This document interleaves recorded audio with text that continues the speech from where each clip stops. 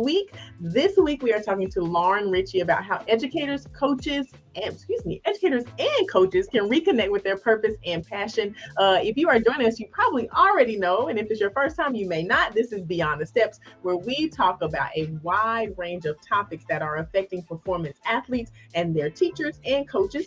Anything from racism to sex abuse and prevention, nutrition, psychology, dance medicine, and science, a myriad of things. And we have conversations that we hope will educate and engage everyone out there. And we all walk away with a little bit more knowledge than we had before.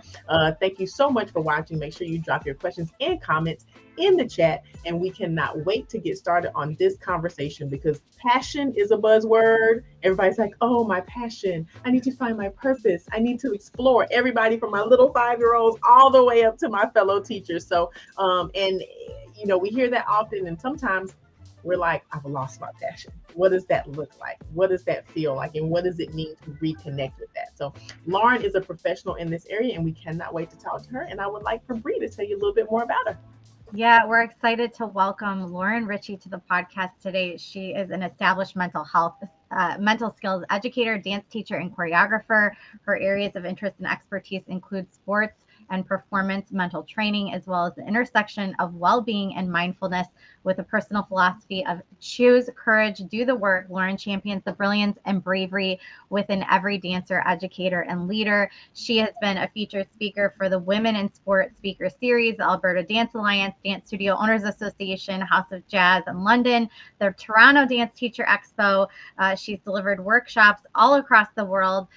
She has an amazing podcast, the Dance Podcast, and supports youth and professionals in dance, theater, hockey, music, gymnastics, volleyball, and soccer. Lauren, welcome back. Thank you so much for being here again. I am so honored to be here, and I really look forward to our conversation. Yeah, thank you. So, we want to jump right in. What was your passion for why you got started with the work that you do? What is your passion and your purpose for everything? It's interesting that you use those words because I don't love those words. You don't love those words. Why? Tell us. No. Yeah. So I have let's say a complicated relationship and I also think that, what an original intention, when people speak about their passion or their purpose, I think pop culture can kind of, swipe it up and then it starts to lose meaning or take on a different essence. And so for me, I was actually introduced to this idea around, a purpose statement when I was about 23 and I had read Jack Canfield's, some rules for life, some success principles.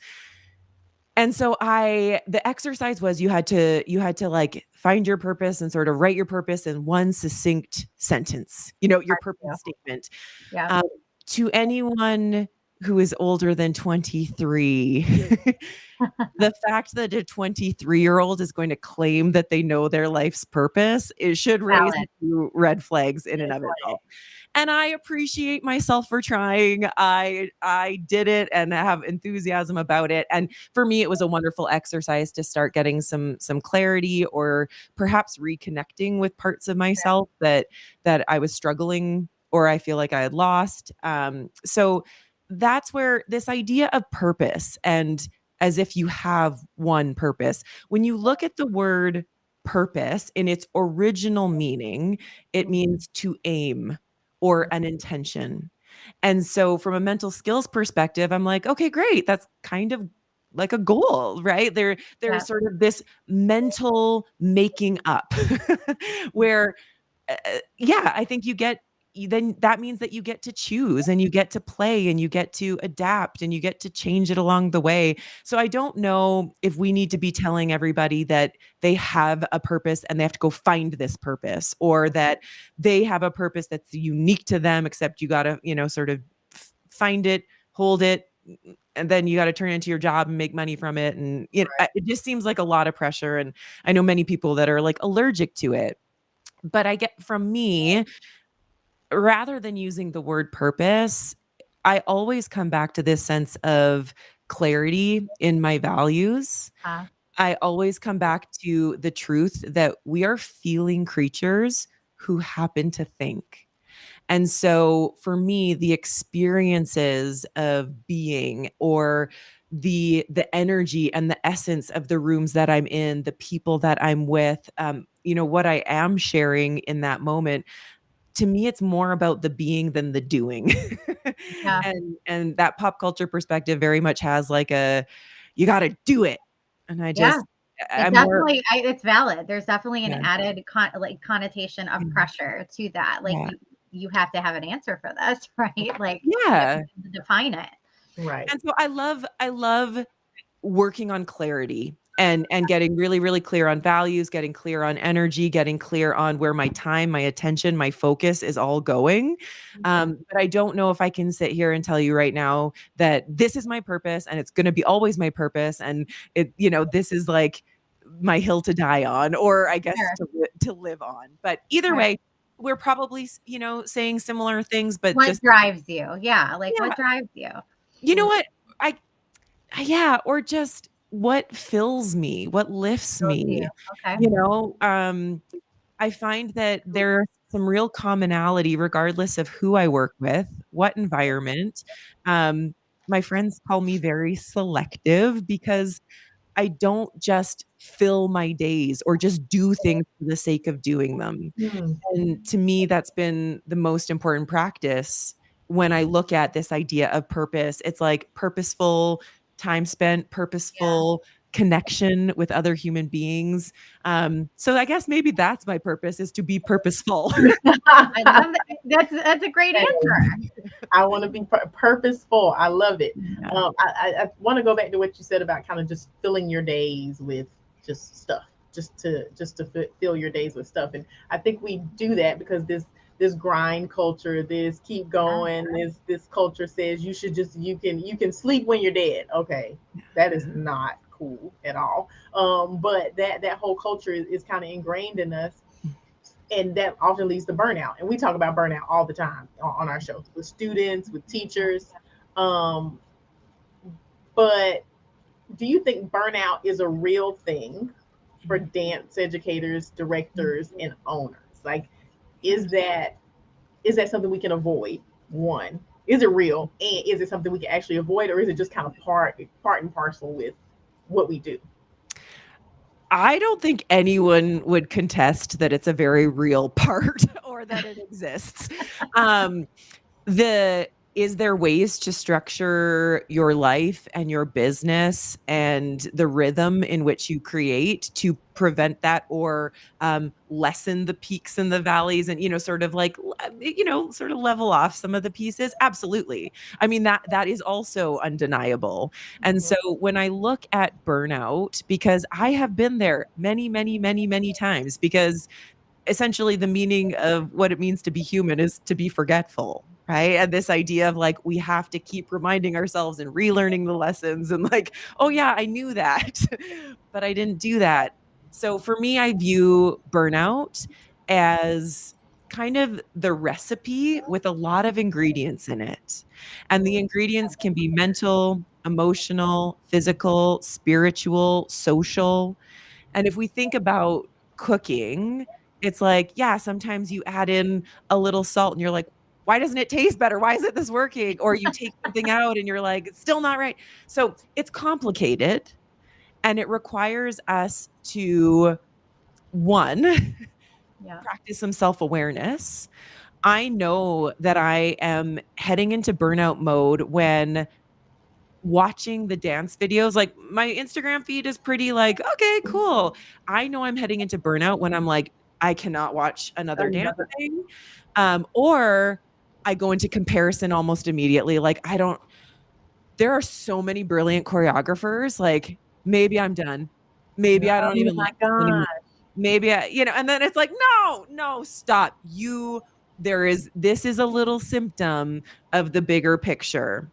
So that to me is burnout exists, but also the more that we just keep trying to like fix things, and we sort of, put band-aids on it just to get through it, you're in that survive rather than thrive moment. Mhm. And this is where clarity, priorities, and boundaries and really a reconsideration of what those three things are and what taking care of yourself right now looks like. Because what I need sometimes on like a Monday in January is going to be very different on than a Thursday on Oh, June. true. And we are complicated beings.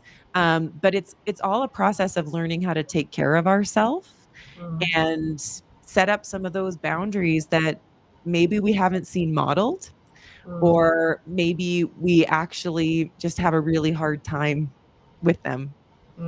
That is the best description and Right. visualization of burnout I have ever heard. Like this idea that it is a recipe with a lot of different ingredients in it. And what happens when we mess with recipes, right? It never goes well. So stop messing with the recipes, stick to the recipe. Right. Right. But yeah, I love that whole explanation you just gave is so articulate and such a it's a great way for people to visualize what goes into burnout. And we're always looking for these answers, but it really is that simple. Right. And I Yeah. think that a lot of people don't realize that most people say, oh, you're burnout. Well, then take a vacation. Well, I mean, that's one ingredient. Like, do I need a stronger spiritual practice? Do I need a stronger self care practice? Taking a, or my favorite, take a bath, a relaxing bath. One relaxing bath is supposed to get rid of all that's happening. Like, that is an amazing way to think about it. Do you think, and I'm going to try to not use purpose because I love the way you said, Sure. clarity Mhm. around your values. Clarity, I think I typed it, clarity around your values and belief system and all of that is kind of feeding into that. But do you think that when you don't have that clarity, Mhm. that puts you on a faster, accelerated track to burnout? I mean, it can for sure if you look at the mental processing that happens when we talk about mind traps and thinking traps and cognitive distortions. It's when we're jumping into all or nothing thinking, when we're making assumptions, when we are literally catastrophizing. Most dancers, athletes, teachers, coaches, directors that I talk to, the minute I say, "Does it feel like a hamster on a wheel?" They're just, "Yeah, that." Okay, you can't fix thinking with thinking in that moment. You can't just like run faster or run harder. You actually need to stop. Yeah. You need to get off and remember again, we're feeling creatures who happen to think. You're probably being invited to take care of yourself or to feel something that's very uncomfortable, but that's actually part of the process of finding some of that clarity and stillness to have perspective. Mm, And so, yeah, for me, it's again, we can't sort of pinpoint one thing with burnout, but I do know the more it feels like life is happening to you rather than, right. for you, Yeah. um, it feels harder. And Yeah.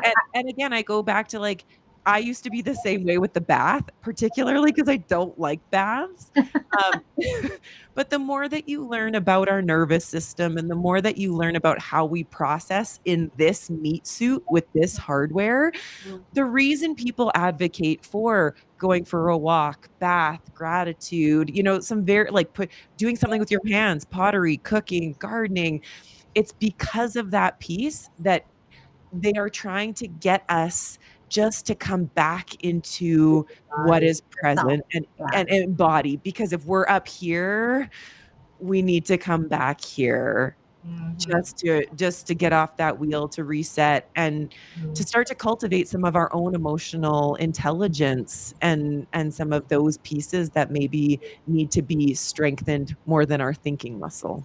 mhm. And I love that you said sometimes like if you're feeling burnt out, you're really you need to stop. And it's so that's such the antithesis of what we're trained to do as performance athletes. And so I think that concept, although simple in theory, is really hard for people to grasp. Do Mhm. you feel I mean, I know all our main base is dance, right? Like a lot of our viewers are dancers and educators. Is this something you work with performance athletes all across the board, in all different genres and types of sports? Is this something you see that's consistent across all of those things? Yeah, I mean, every sport, every environment, they have their own nuances or maybe demands. But when I sort of I was hesitating going into soccer or volleyball, Yeah. and yet when you get into those spaces, we're just people with the Yeah. same, sort of brain structures and emotions and processing systems. What a young female volleyball player is experiencing is very similar to a young female dancer, and Yeah. there's a lot of things, but I do appreciate you catching the word or noticing the word stop, because that is my word of the year. Oh, every yeah we did not every know that, I swear. I know, no, nobody would except my like two best friends, right? But yeah, every year, rather than resolutions, rather than goal setting, I find a word that resonates that I can just lean on or come back to. And some years it's like shine, other years it's truth, other years it's trust. But this year for me was stop. And it's in the most loving and generous way, stop giving things that your attention that aren't Right. being helpful or nourishing. Stop saying yes when you mean no. Right. Stop, stop and be still. Like there's so many beautiful things about stopping. Yeah. Mm-hmm. Yeah. Absolutely. I I, think I just had a aha moment what is before, it? when you're talking about doing these things that get you back in your body, doing things with your hands, movement, walking, like things that bring you back into your body and out of your head. I made the correlation. I am so much more calm in like choreography season, the Ah, summer, July through October-ish, when I'm moving a lot more, when I'm actually physically dancing more because I'm teaching choreography, than when I get into competition season, which is November through forever, November through June-ish, when you're doing more of the talking, speaking, cleaning, correcting feedback, and I'm not moving quite as much. And I'm like, I always thought it was just because you're traveling and you're under this very high pressure situation, but it could actually be because I'm not doing the things that bring me back into my body, and I need to be more intentional during the season about adding things Mhm. that I will bring me back there. I have absolute confidence that this is what it is for you. Because, I mean, when you look at something like even a broad mental health spectrum, most people will tell you before before anything, move. Hmm. Bring movement consistently. When your muscles contract, they release certain endorphins and hormones that like fundamentally change your Hmm. feelingness. So your relationship and your movement is going to be first and foremost on there. I mean, we were meant to move. Hmm. As a human species, we are not supposed to be this static, this isolated, this, disconnected. Um, there's also a piece that I go, yes, you're probably also in your creativity, Hmm. right? Which is just like the practice of presence and the practice of curiosity and creation. And my guess is when you're doing a lot in the studio, you're probably not on a screen as much. You're not reading as many emails. You're not on social media. And so it's just like, again, all of those little ingredients in that recipe make sense to me. yeah. Hmm. There's the recipe again. It's the best thing ever. I don't know. I mean, you need to brand that. You need to put that Right. together. That Put needs on to a be a shirt. thing. It's just easily identifiable. But for those just joining, I am Bree. This is Melissa, and we're chatting today with Lauren Ritchie about, and I'm going to try to avoid these words now because I'm thinking about them differently. But how can educators and coaches reconnect with their clarity, the love of what they're doing, and find that that thing that fills them up every day, right, Lauren? Okay, so you did good. I replaced all the bad words with the good words. And we want to know, burnout is a very real thing. We just talked about burnout and how what it can do to us on the inside. So now I want to go to, Lauren, this job is tough. You're still doing this job. Melissa, you're still doing this job. We're all very entrenched in the industry in some way, shape, or form. there's a lot of weight put onto studio directors and owners and educators, and it can be exhausting. It can be completely exhausting. What are some of the signs that somebody may have lost sight of that clarity, that thing that fills them up and kind of lost their way a little bit? Well, I can only speak to my experience because I do believe everybody gets these whispers and these sort of Yes, hey, pay attention moments in their own way. For some people, it might be getting snappy with those that they love. For others, they might just genuinely just start hating people, right? Like every email that comes in is just like an inconvenience and it sends you into overwhelm, it's a great right? point. Yeah, So for me, some of the things that, I start to notice with that burnout, I think I can actually feel things like comparison start to creep up more because you start looking around like, how is everybody else doing this? yeah, Um, I I've read the email inboxes of directors. I know what they're having to process. There's like so many emotions and sure. feelings and Yeah, tones. So I mean, how could you not get overwhelmed with some of it, right? So feelings of overwhelm, feelings of maybe avoidance, like you're starting just to like, and I'm not saying we tend to avoid the wrong things, right? Like we tend to avoid exercising where it's like, yeah. okay, let's be really purposeful and clear of what is going to fill us up and what we need to, take space from. But yeah, I mean, there's an exhaustion. That's the only way that I can say it. There's a Would you say, relentlessness. yeah, would you say it's like a level of annoyance with day-to-day things that shouldn't, like, typically wouldn't be such a burden to you? Like when you start feeling that annoyance and that aggravation and agitation creep in, is that something to really look for? It can be annoyance. We also know that procrastination is a self-regulation, like coping strategy. It's not laziness. It's actually you trying to regulate and manage some of that.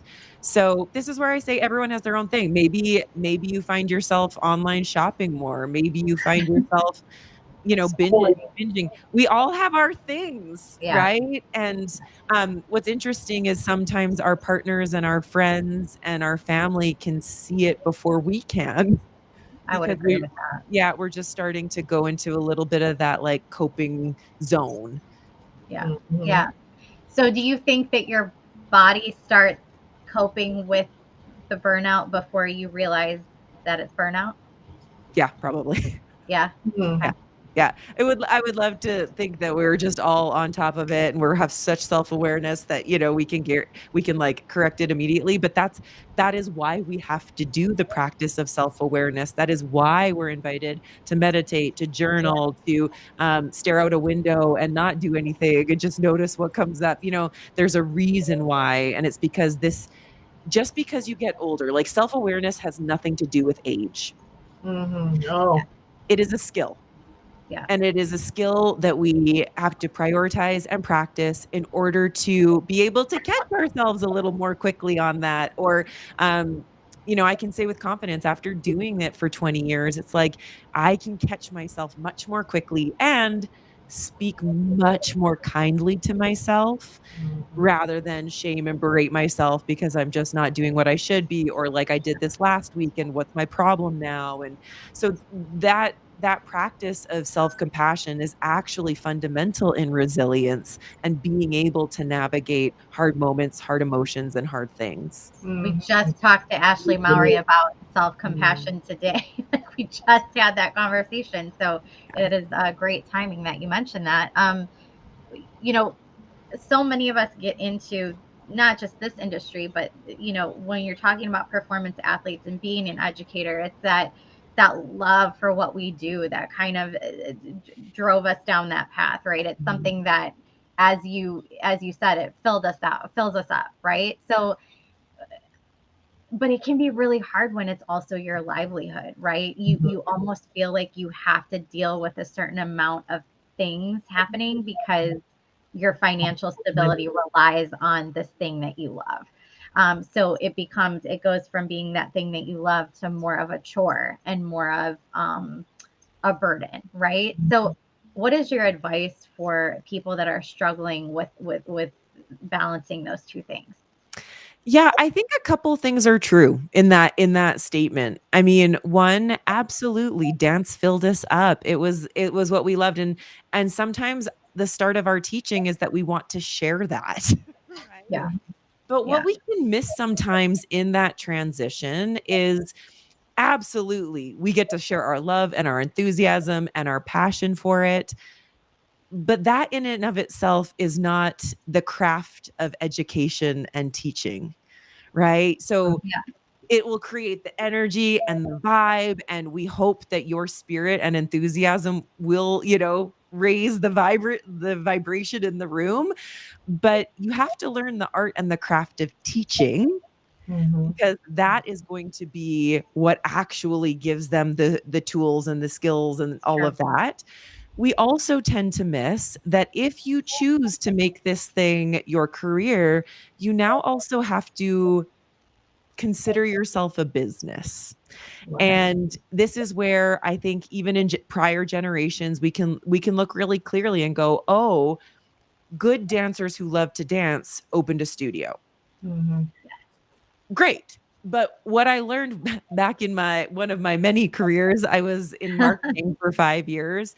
Um, I learned that whether it is a restaurant, a yoga studio, a dance studio, a bike shop, like you name it, a business is a business, is a Sure. business is a business. And so this is where we can, be resentful and like, I don't want to be a business. Uh, but you are. Right. So it's like you don't have to agree or like it, but you do have to accept it if you want to make this thing your actual financial Yeah. stability. Mm-hmm. And if you don't want to do that, that's okay, but it will mean that you are going to need to get another job or balance out a couple different, versions of that, so you're not putting all your pressure on this little part of your life. So for many years, I was working, at desk jobs and then running to the studio at night, or I was in school and whatever else many people have. But there's sort of just some realities and truths that it's not just about how much we love dance. And so it's inviting us into a new skill set, a new maturity, having to make some hard decisions about hourly rates and where your time goes, and what's worthy of your time. I loved teaching yoga. I still love doing yoga. And when I sat down and calculated how long it took me to get there, how much I got paid an hour, I had to be there before and after signing people in. It was like, I'm making $6 an hour. Right. And Right. it's like, I love this. And you know what? This gets to be the secondary, or, something that I come back to later, because some of it is just the dollars and the cents of it. Do Right. you feel that once you come to that place of acceptance, that it eases the burden of all of it? Like if you come to an acceptance that I am a business and I have to figure out how to work around this, and this is part of what I'm doing because Yeah. this is my choice and this is what I love to do and what I want to do with my life. It fills me up, right? Like, do you think that eases it for people if they can I- come to that place of acceptance?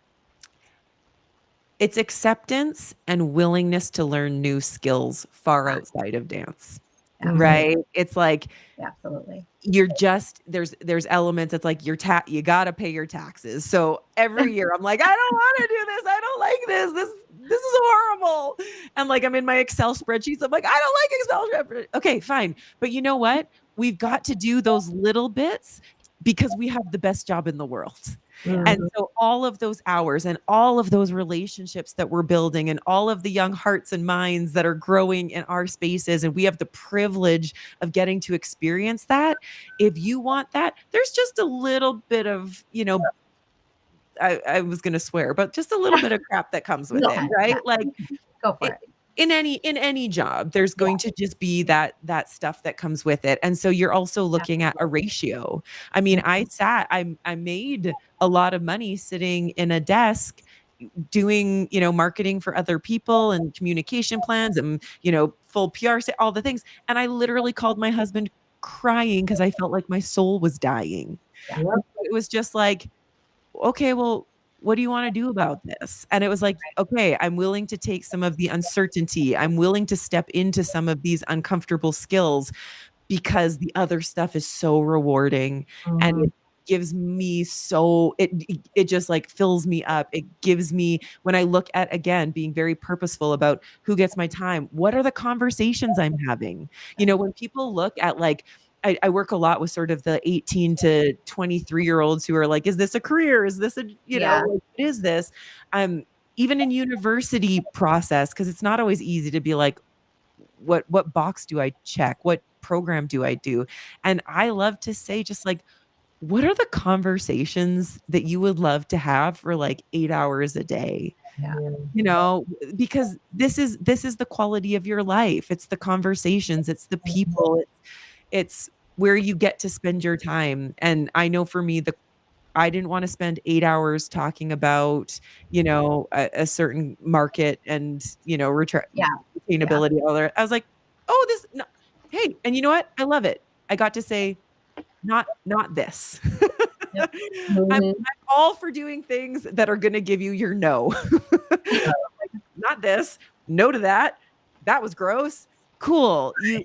All of the no's, if you don't know exactly what your yes is or what your sort of, next step or that program is, it's like learning the no's can be just as helpful as Right. you navigate the yes. So great.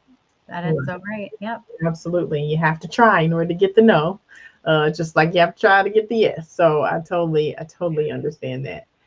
Expectations. We put a lot of expectations on ourselves, and other people put a lot of expectations on Mhm. us. And I think that this kind of ties into what you were saying about, okay, you decided that yoga's great and you love it and you love teaching it, but this is not fitting into into what my the scheme of what I want my life to look like on a daily basis. So how do you kind of stop expecting yourself to do the yoga and the dance teacher and work the marketing job and be super mom and be amazing wife and go feed the homeless every week and sweep the back porch, and like how do you stop piling on the expectations without the guilt, I guess, that Mhm. comes along with saying, okay, my yoga students now don't have a yoga teacher or my soloists can't do their private lesson this week. Like how do you do that? Oh, I could talk about this for a long time. Just because, again, there's so many different branches of it. I giggle a little bit when you're like, "Oh, the yoga studio, like doesn't have the yoga teacher." For years I have said like everything is a parking space or a parking stall. And Mhm. it's like I left that parking stall and somebody filled it very quickly, and maybe it's actually who's supposed to be in there right now. It is hard when it's little hearts and students and whatnot. I do have a sense of grief at times because I can't do everything or be everywhere, to all of the little hearts and minds. But when I look at expectations, I actually go back to how I was trained in the studio and as a young person, because we were taught a pace that was quite remarkable. You wake up, you go to school, you shove something in your mouth, you go to dance for 4 or 5 hours, you get home, Amazing, do your right? Yeah. homework. Like, we know work ethic. We know, like we know how to, in this, I'm not saying this with a lot of like, celebration, but we know how to override the system of what the body or the brain needs just to get the work done. Yeah. Mhm. Um, the research and science actually shows that, girls and females in particular get this from a young age, Mhm. that the sort of messages and these expectations. And when we look at some of the societal ones, it's like, who do I need to be to fit in or to be liked? How do I need to act or behave in order to be accepted? And what they find is that one of the hardest things for girls to do as young adults is to start to realize that not everything gets 100%, nor Mhm. things don't need 100%. So when they looked at girls in academia, it was like putting 100% into social, into math, into art, into, like all the things. And some of the psychologists, really guiding them to say, you're pretty good at social. Hey, do you think you could like release the gas pedal just a bit, coast a little bit and still be good enough, okay, and it was just like, but Right. we over rotated so much into the perfectionism of it all, or the chasing of perfectionism, that Yeah. we're just operating from fear at this point. Mhm. So when I look at expectations, um, again, let's get so clear with what expectations do I want of myself, or do I have?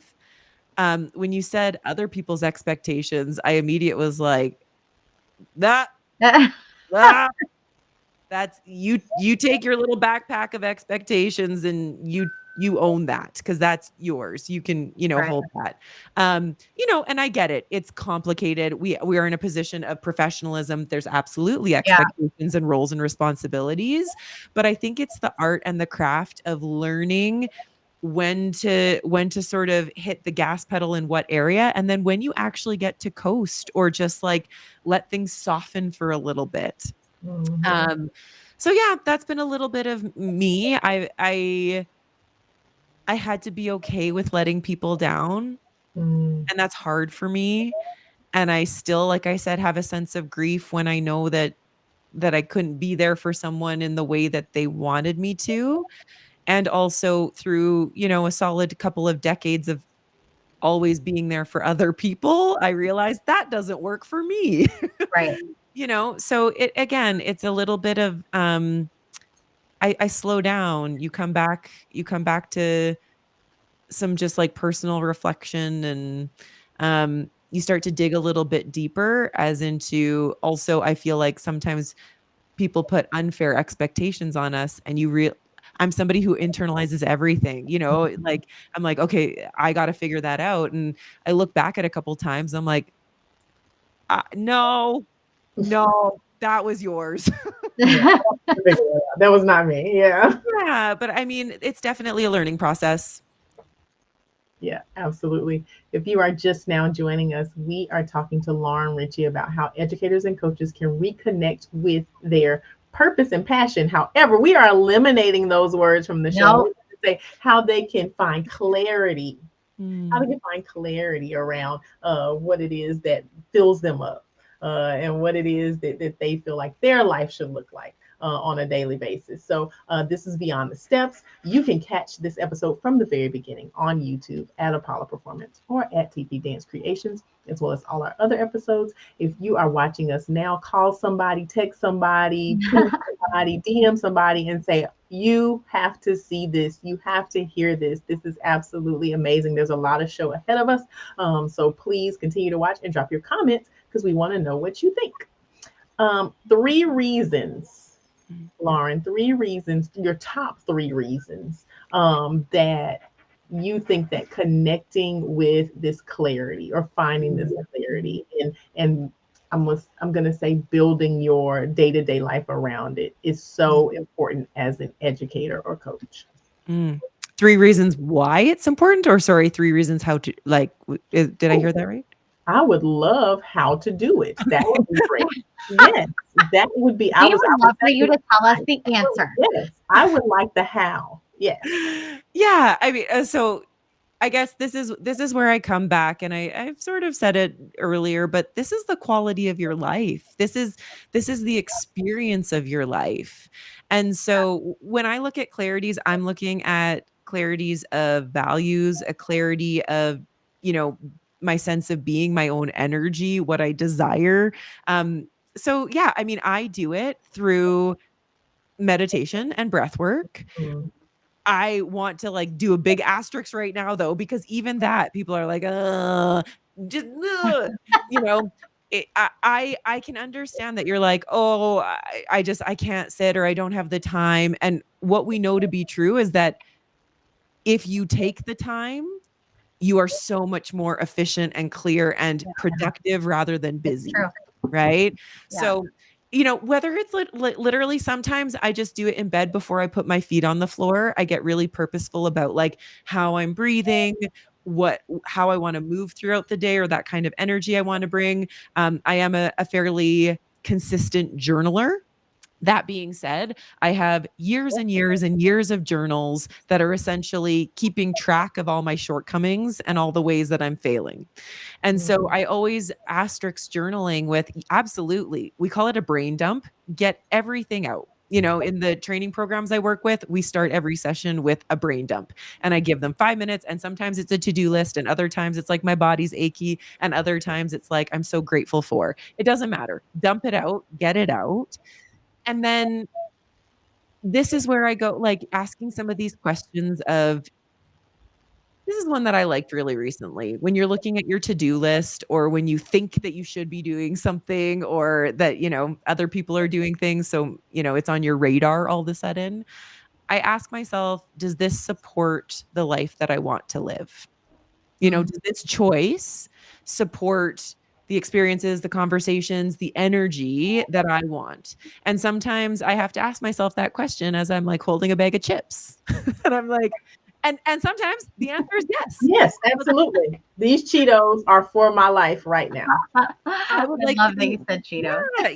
And I mean, I've been very open and transparent with my eating disorder that I had for so many years. And so for me, actually, yeah, I want to be the type of person who is comfortable eating a few chips and not having shame and not spiraling and rebuilding a sense of trust that I can do this.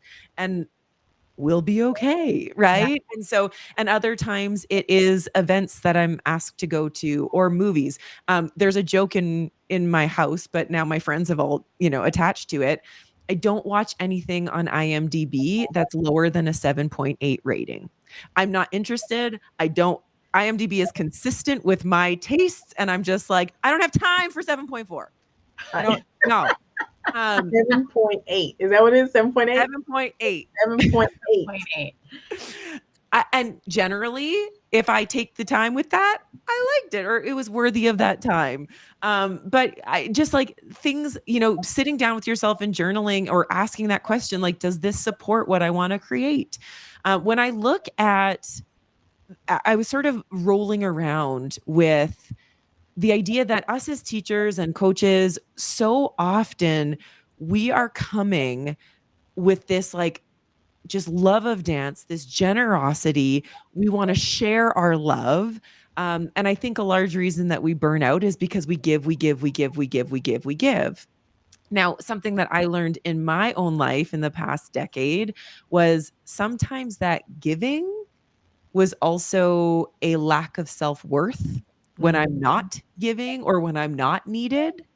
And other times it was actually attached to proving. I needed to prove that I, could execute, or prove that I had the knowledge, or prove that I was reliable, or prove.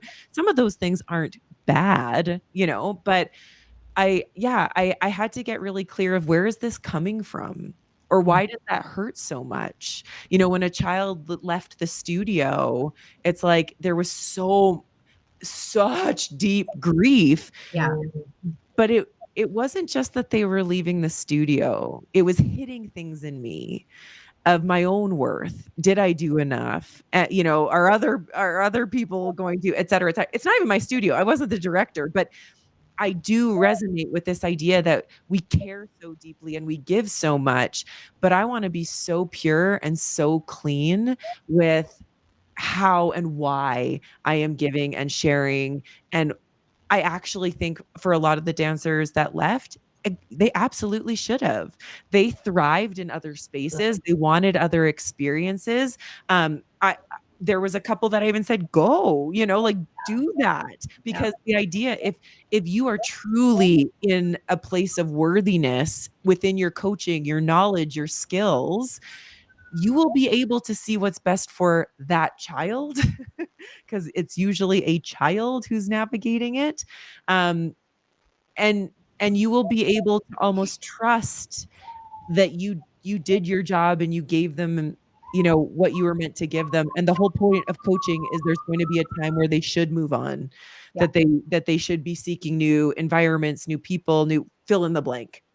So for me, that journaling process, that meditation process, that emotional intelligence, because we know most people, you're like, I'm sad, I'm mad, I'm happy. And then you look at something like the feelings wheel and you have to get clear with yourself. Are you sad? Are you lonely? Are you disappointed? Are you grieving? And grieving doesn't mean just something, something has died. Grieving is a, a loss, a change. And a Yeah. change is sometimes good, right? Like your child goes from grade 1 to grade 2. That's the example I heard recently, right? Like they go grade 1 to grade 2. That's not a bad thing. And you still get to grieve. They're not your little itty bitty anymore, right? Right. Um, that's an inside job that only you can do. And if you are just committed to being one emotion or just staying at one thing, you're missing the opportunity. And I would argue you get into a cycle of burnout or you sort of like fall back onto that wheel a lot faster than Yeah. if you can take the time with yourself. I think So it's like, important to recognize what you're saying. You're saying, like, ultimately, does this fill me up? Does this hold space in my life? And it's okay to still feel that grief and that loss about the thing that you're leaving behind. That's okay to feel those two things at one time, but ultimately the deciding factor has to be that, right? yeah, Well, should or could be that, right? Only we can decide for ourselves what is governing our decisions, but that's what I hear you saying. And I think sometimes people think that if they feel that grief, that it means that they shouldn't leave that behind. Yeah. They should just continue saying yes, and really you can have that grief and it could still be the right decision for you. absolutely. Yeah. Can your purpose change? Or, purpose, can your clarity change? Can your direction change? Is it possible that the vision and the clarity that I had for myself 10 years ago is not the same as the one I have today? Is that a thing? I mean, I think so. I mean, but I'm somebody who's committed to growth. And so the more that I follow these little like breadcrumbs of curiosity and the more that I'm like, "Oh, what's that?" And you're learning parts about yourself. You're Yeah. learning I mean, as somebody who values growth, like I put myself in environments to expose me to new things that I didn't know before. And so again, if we go back to the idea, and again, if purpose works for you, use purpose. If passion No, but I love the thought Yeah. process behind it though. And we try to evolve on the show. Like we learn Yeah. just like everybody else out there is learning. And that is a really great point. Purpose and passion, like that is a very, very specific word. And I think when we're talking about self-care and self-awareness, like these other words do that better justice. And I love that. I think it's great.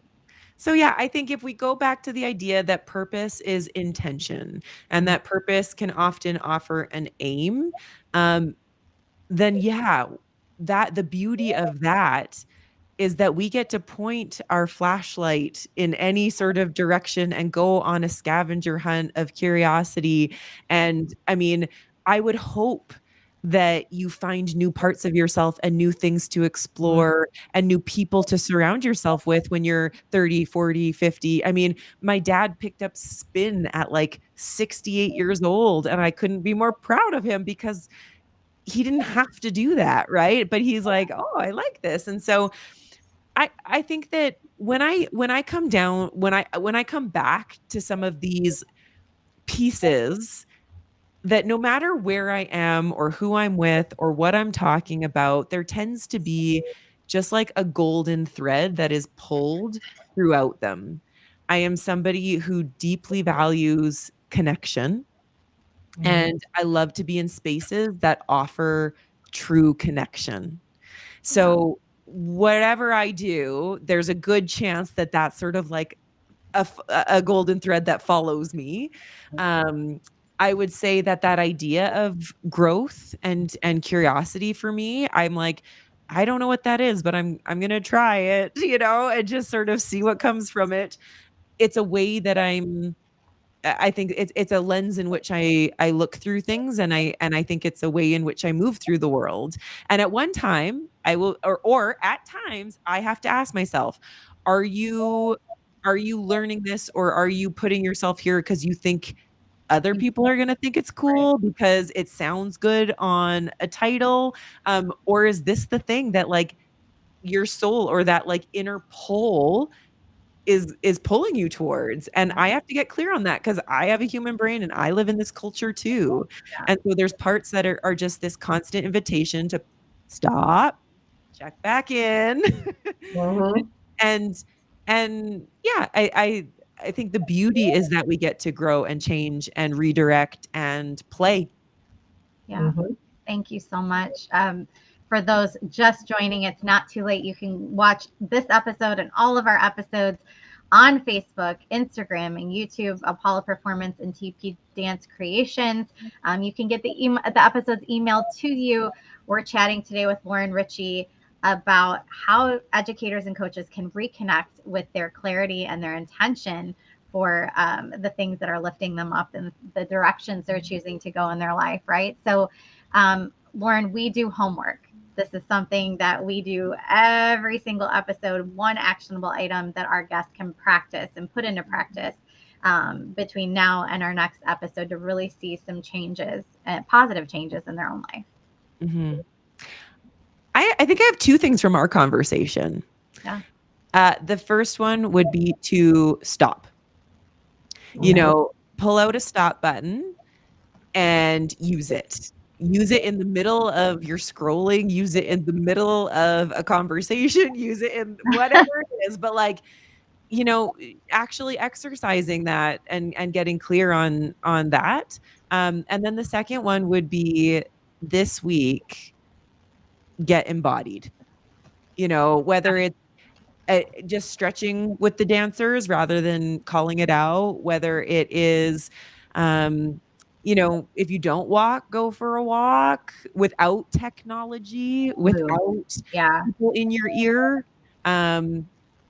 There's so many ways to physically move, and because we are dancers, I feel like we have so many modalities available to us, which is a beautiful thing.